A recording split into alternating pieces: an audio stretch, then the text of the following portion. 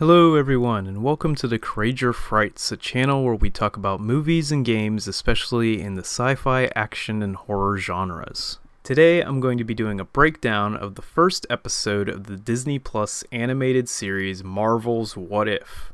As this is a breakdown of the events of episode 1, if you want to avoid any spoilers, I would recommend not watching this video and instead checking out the episode for yourself. I enjoyed episode 1 quite a bit and would recommend to fans of the Marvel films, especially Captain America, as that is the topic of this particular story. If you're unaware, Marvel's What If is a brand new animated series set in the alternate timelines in the MCU. Each episode opens and closes with a narration by a character known only as the Watcher, who tells us some background information about the story in a manner similar to Rod Serling in the classic sci-fi series The Twilight Zone. This episode begins in June of 1943 and follows the storyline of Captain America, the First Avenger, except that instead of Steve Rogers undergoing the experiment that made him a super soldier, it is Peggy Carter who is given the serum.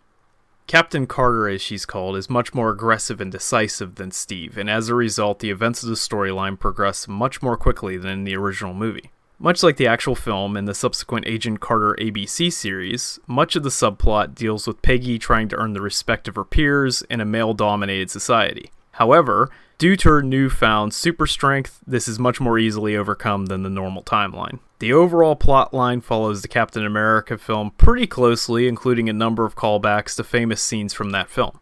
As in the original, the main adversary is the Red Skull, who is attempting to acquire the Tesseract, which he finds in Norway. Although here, we discover the true reason behind his desire to obtain the ancient artifact, as well as the origin of the Hydra symbol.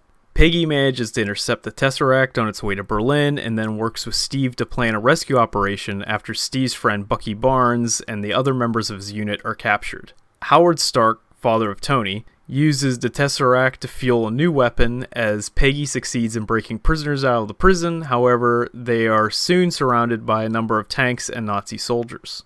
Suddenly, a large mech suit called the Hydra Stomper, resembling an early phase Iron Man suit or even the Ironmonger suit from Iron Man 1 arrives. The team discovers that Steve is piloting the suit, and he destroys the Panzer unit with the help of Peggy. Later, during an operation to intercept a train allegedly containing the Red Skull himself, a trap is sprung and an explosion seemingly kills Steve.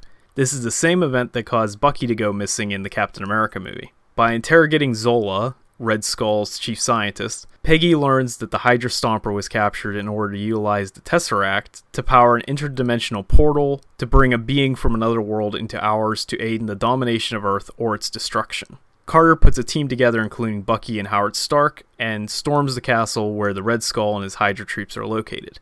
Peggy and Stark manage to locate the Red Skull just as he activates the portal, bringing an enormous tentacle monster straight out of an H.P. Lovecraft story into our world.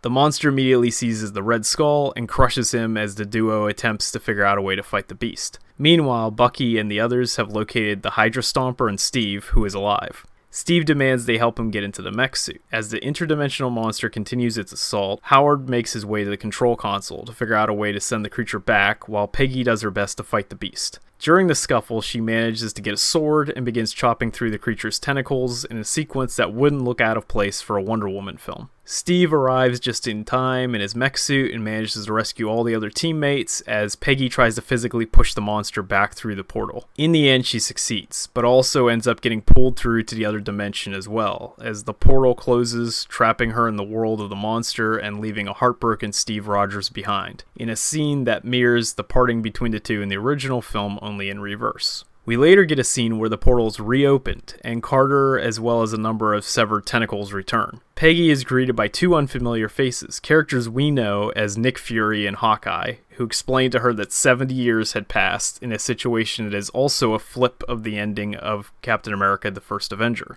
The first episode of What If is a thrilling, fast-paced, action-filled adventure that tells a great alternate reality version of the events of the first Captain America film. I personally found this to be a very strong start to the series, and if this is a sign of what we can expect in future installments, you can definitely count me in. While it remains to be seen if any of this will be referenced or have any impact on future MCU projects, most notably Doctor Strange and the Multiverse of Madness, even if these remain standalone stories, I feel they're fun, playful takes on the the universe we've all come to know over the years, and a welcome addition at that. If you saw this episode of Marvel's What If, let me know your thoughts about it in the comments below. I hope you all have a wonderful day, and thanks for watching.